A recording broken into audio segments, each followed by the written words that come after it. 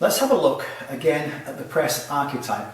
We've looked at how the press archetype works, and if you remember, most combat styles of martial arts, the ones that work, carry their fists round about this position, especially even if they're going to create force, even if they've got their hands low, their hands, as they punch, will pass through the press archetype. And the press archetype is this position with the hands in front of the shoulders and as wide as the shoulders and pushing level with the shoulders, and that will create the most force for the least amount of effort.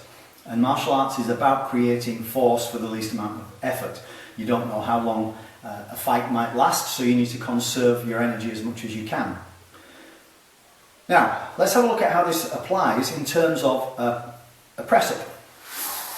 If I put my hands as wide as my shoulders and put my hands under my shoulders and press up, there, I can do that fairly easily.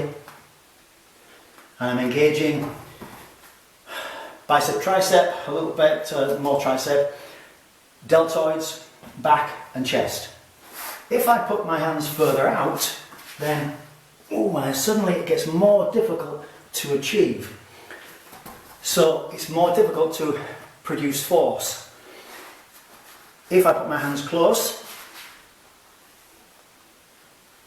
again, this is isolating the deltoid and the tricep, more difficult to create force. If I put the hands further forwards, more difficult to produce force. So the press archetype is to make it easier to produce force, not harder. So whilst you might do all those variations around the press archetype to make the exercise more difficult, to improve your strength and so on, when it comes to actually punching, then you need your hands in that position to hit, partly because it guards you from an attack to a degree. It keeps your guard in place, so it's quicker to defend an attack.